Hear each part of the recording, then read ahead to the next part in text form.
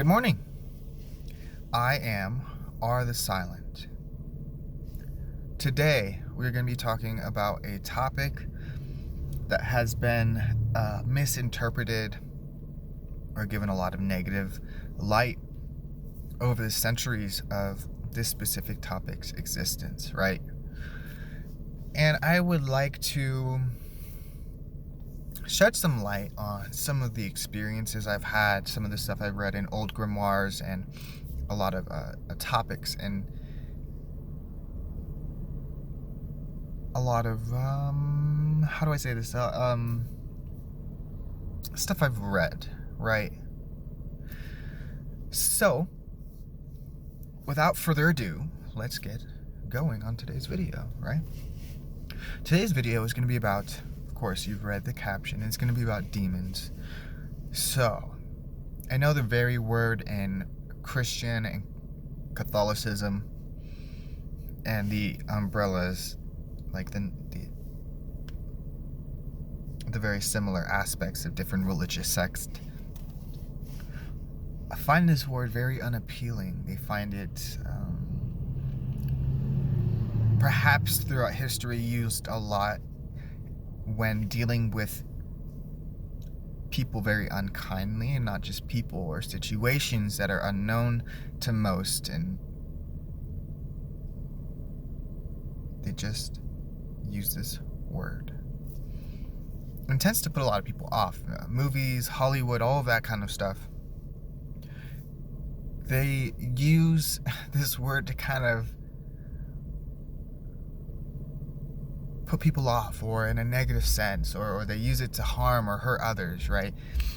Oh, you're a demon, or, we have to exorcise the demons in you, or you're a demon in the eyes of the church because of the sins you've committed.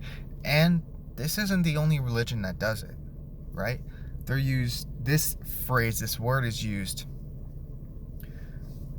to, I don't want to say demonize, but you know what I'm trying to say. Put people on the outskirts of specific religions, right? And the origins of this word, of the word demon, is daemon with an A-E-M-O-N, which translates to spirit. Just a spirit. And in old English language, or what have you, they've used this specific language very freely. And they would use the word daemon to like explain a spirit, like a fairy or a human incarnate that's passed away and is still here, or a familiar that a witch or magic practitioner will have. They also use it for elementals. They use it for just a wide variety of even physical creatures to an extent, but mainly it meant non-physical, spiritual creature that has inhabited this specific area, or is just something of that nature. So from what I've read, and a lot of older texts with King Solomon, which tends to come up with this topic a lot, is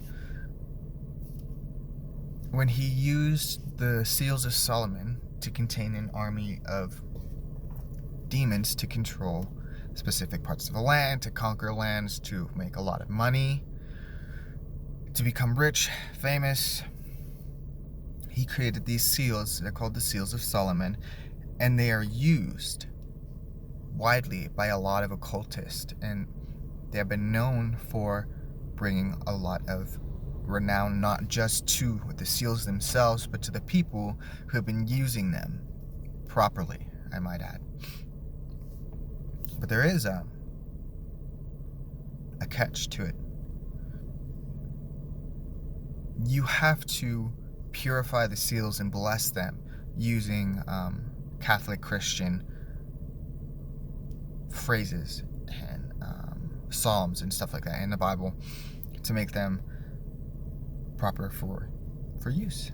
And you have to use specific incense, and all of that kind of stuff, right? And aside from the Seals of Solomon, because I guess I could save that for another video, which is what I always say, all right? Just cut me some slack here, which I always say. I'll save it for a different time, and then, sometimes I do it, sometimes I don't. Because I hate to go through my own videos. They cause me a lot of cringe. But you gotta start somewhere, and you gotta move forward. So, back to the topic.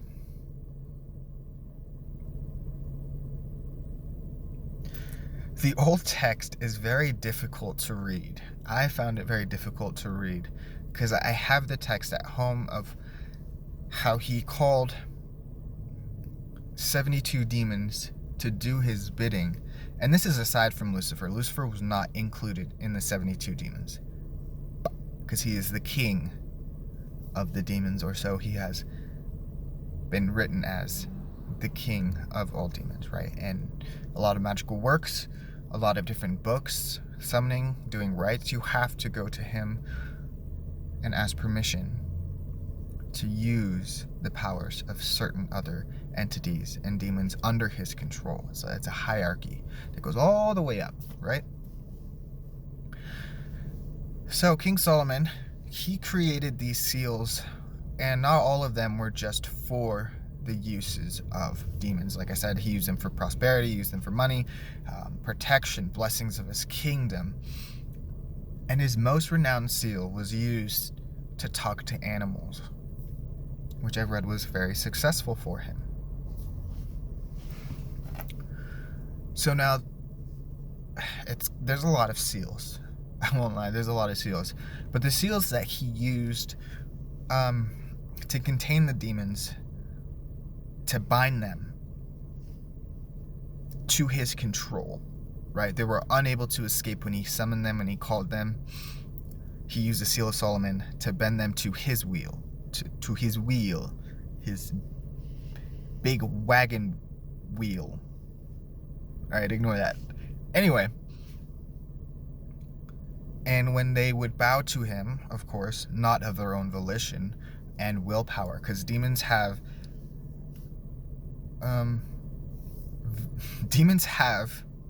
consistently been a force of rebellion and power throughout history. He would cause them to perhaps curse the king of another land, stop an army from invading. Magic is very interesting to me. I've been a practitioner of magic and the occult for about 11 years. And I have known, going into it with an open mind, an open heart, that you cannot use magic properly if you don't believe that it's going to work. If you don't believe in it, you're not going to be able to perceive it and use it right.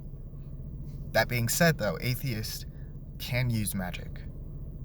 Just saying, it has been a successful thing because they kept an open mind about the results, about what they wanted, and they used magic to get what they wanted out of life. Now, because I keep digressing, so he bent the demons to his will. Some were very unwilling or uncharacteristically, they did not like it, right? And at the end of the story, he loses. He loses his seals, his power. He loses his fame and riches, and it becomes a problem for him, right?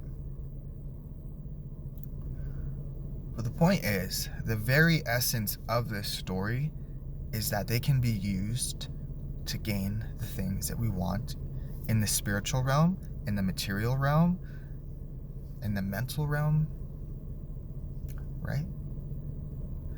These beings, which have a lot of animosity towards them throughout history, people don't like them. People hate mentioning them at all, right? Meanwhile, these spirits exist in a hierarchy in a realm going from the top, which is Lucifer, all the way down to the smallest demon. And there are recorded instances of people using them properly. It's not that difficult. So why can people be so unwilling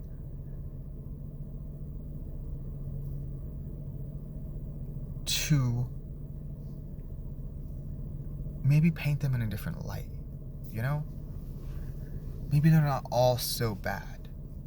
In my experience in the occult, there are angels that are angry and wrathful, and they can accomplish your angry and wrathful needs at that time. But then you read about these demons that are of love, sacrifice, they have a heart, they're willing to help.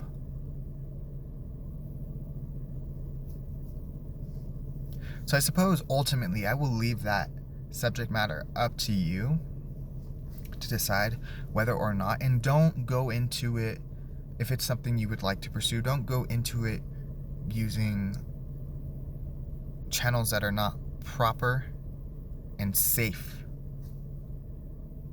right? You don't need to sacrifice blood or animals to summon a spirit, right? That's unsafe. It's unsanitary. It's a bit risky as well, legally. I mean, I like my cat, so I wouldn't want someone to pick her up off the street and just you know? So, you've discussed some history, right? What else? People who are clairaudient and can summon spirits, angels, elementals, fairies, those kinds of beings, and they can have conversations with them. They can talk to them willingly. And if you are enough of a practitioner and you can trust your own instincts and your gut when you speak to them, you might just find that they're not as bad as you think they are. They're very helpful. They may give you advice. But here's the thing. When you work with them, they work on the line of respect. They will not respond to begging, whimpering. They don't respond well to being told what to do. It's like you're dealing with your rebellious teenager, right? You command them. There's a difference between demand and command. There is a difference. And if you can find that sweet spot in between, you can get what you want. Now, I haven't heard of anybody talking to animals using one of the Solomon seals, but you can still manifest. It's just another aspect of the law of attraction, except you're using spirits, angels, whatever it is that you want to use in the world. It's just another aspect of the law of attraction. Now, a lot of people don't like working with demons because the vibration and frequency of demons is actually pretty low. It's heavy. It can bring people down. It can cause people to have nightmares. But that's how they communicate with you, right? It can cause people to have a lot of psychological issues. Not that they do it on purpose. It's your own body trying to metastasize the dark energies of working with the spirits, right? So, and you got to bear that in mind when you're working with these entities, that they can be, how do I say this? They can be very they test your intentions. They test the intentions of your heart when you work with them. They want to know if it is truly something that you really want. And they'll talk to you in different ways. They're spirits of the material realm more so than angels. Angels are far above They vibrate at a higher frequency, and they do things a bit differently when it comes to manifesting things for humans, right? So, and depending upon your abilities, if excuse me, if your abilities manifest more when you're asleep, they'll talk to you in your dream state, right? There's dream walkers, there's lucid dreamers, there's astral travelers, right? So those kinds of people, they'll talk to you in your sleep, test your intentions in your sleep, talk to your subconscious in your sleep. 2,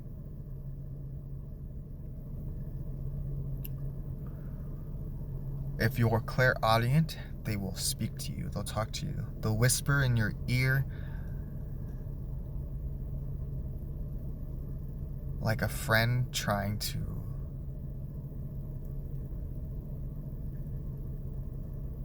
maybe question you about what you want.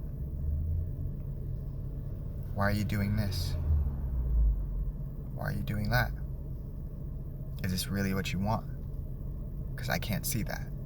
They'll talk to you. They're a little unnerving at times in how they test your intentions and how they want to see if it's something that you really want. If they find that it's something that you don't want, magic is over. Does not work. It's done. Right? So demonic magic is not really something for a lot of people. Some people can't process the darkness. Some people are beings of light, right? And I want to, despite what I just said, I want to make a point here that light and dark, they're just, the concept that they are two separate entities, right, is just a little wrong, right? We're all one. And what causes that separation could be a certain type of perception, the way that it's viewed throughout history, like we talked about in the beginning of this video. What happens is when you separate an idea, such as magic, into two sides, right? It causes friction from this side to this side and this side to this side. People on this side don't like what's on this side. People on this side don't like what's on this side. It causes conflict. And in the midst of that conflict, the arcane knowledge becomes lost. Right? Astrologically speaking, because demons can relate to astrology. They're all part of constellations, planets. Certain planets, Mars, Venus as an example, don't exactly mesh well together. So there's certain spirits that don't work well with certain other spirits, and that's fine. Right? But this grand idea that things are absolutely and ultimately good or evil is stopping people from gaining impertinent knowledge, or not impertinent, very helpful knowledge, right? Important knowledge that can help them accomplish the things that they want in the physical realm. So,